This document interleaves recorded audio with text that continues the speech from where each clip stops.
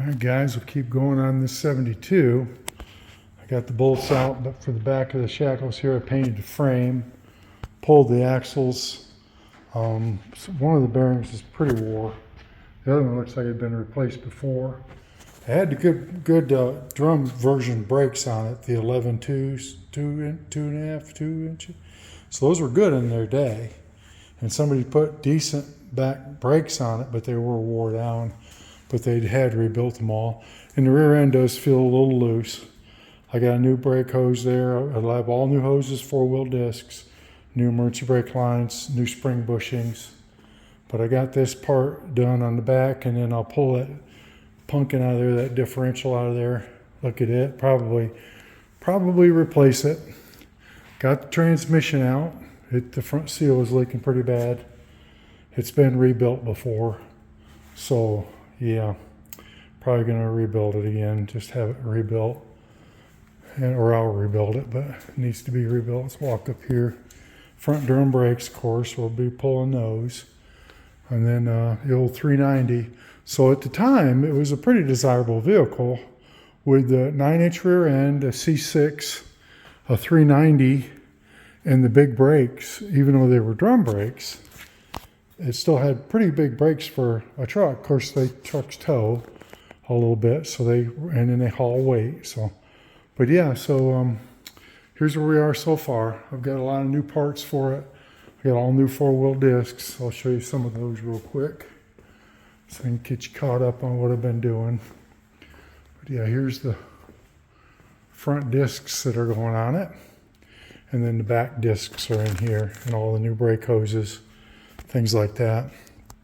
And then yeah, the 28 spline axles, 3 1/8 inch bearings on it with seals. So I got the bumper brackets there for the rear bumper. I got a little more to do with it. The frame's a little bit crooked. I'll straighten it though, that's pretty easy.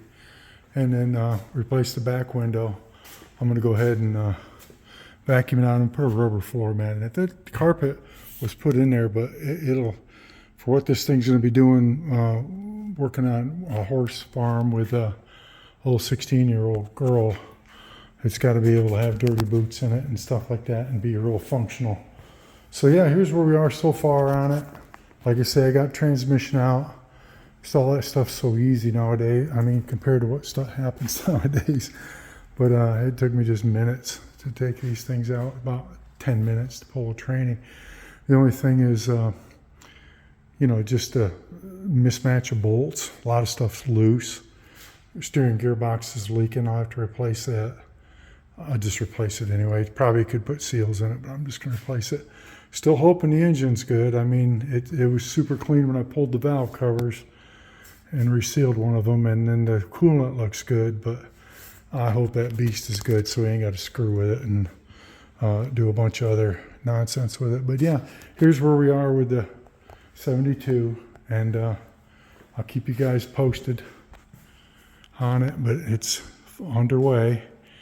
And I think it's a pretty cool old truck. We get it dialed in, so keep on going.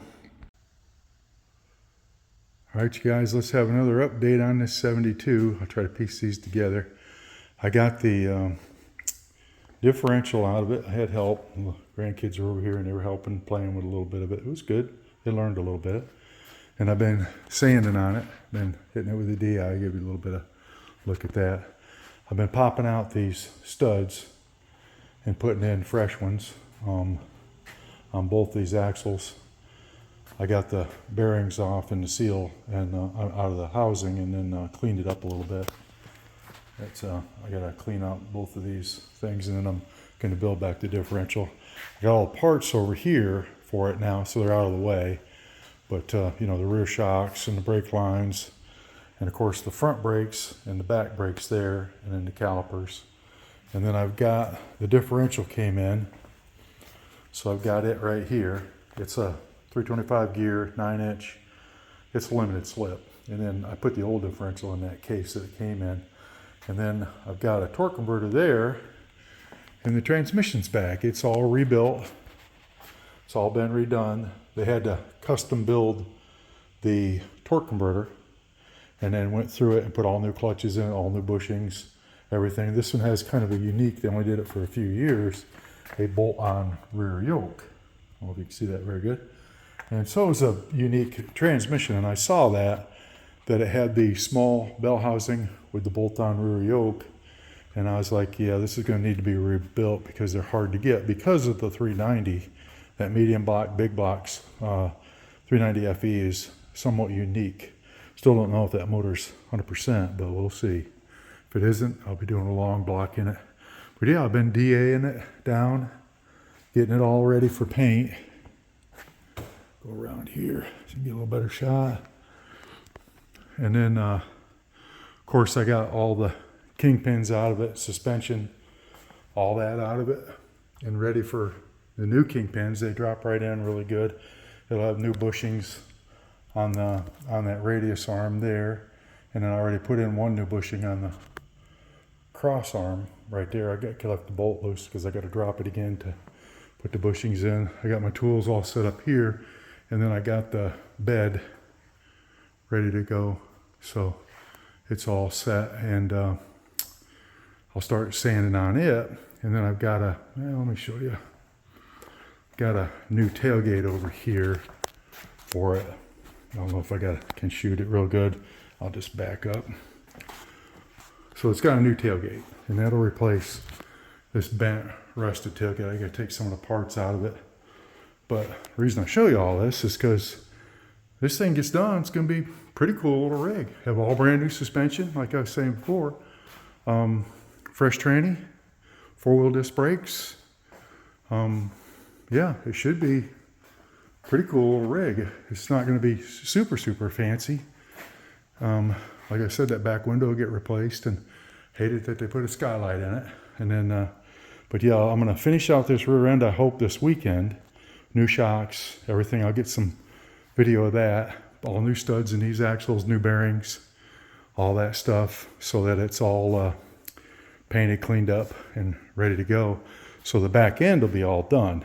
And then emergency brake cables, everything good. And then I'll start working on the front end and get these discs, brakes on there, and new kingpins and all that stuff. And I'll kind of give you an update on that.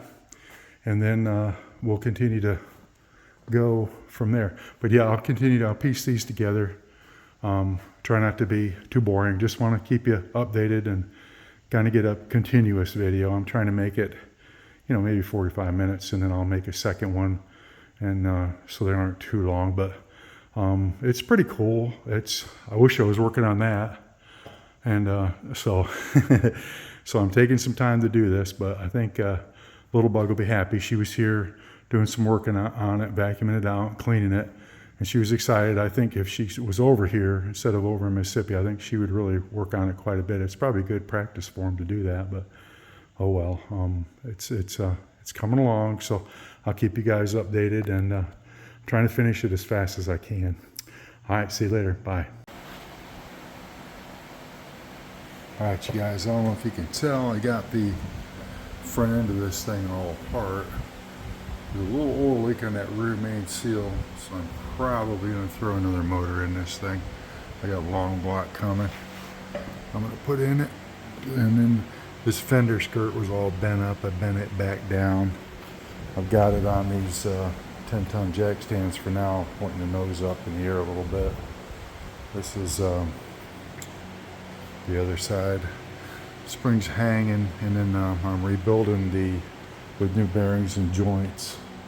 I got some of the stuff done with the rear shackles, but it looks like these upper bushings aren't coming out right. So I'm gonna have to, I got them in there temporarily. It's just got my jack in the way.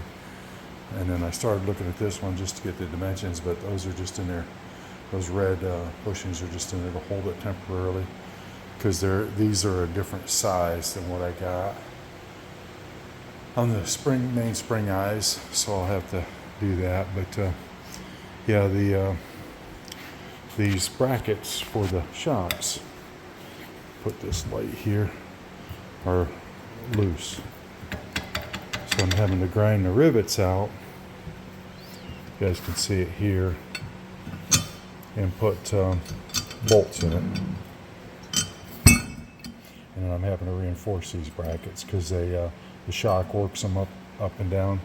But yeah, it's got the new bushings. This will go back in the radius arm, and then this is the I-beam, one of the twins. And then you can see the bushing here that I'm getting ready to replace. Let me slide it out. Getting ready to replace that bushing. You see it's kind of cracked and rotten. That's what the other one looked like, and I've already done it. And then yeah, so keep working on this beast. I already did this. Already did this one. We'll go back in, and then I'll paint that I-beam, get it set, and then put the kingpins back in it. But yeah, so here's the progress so far.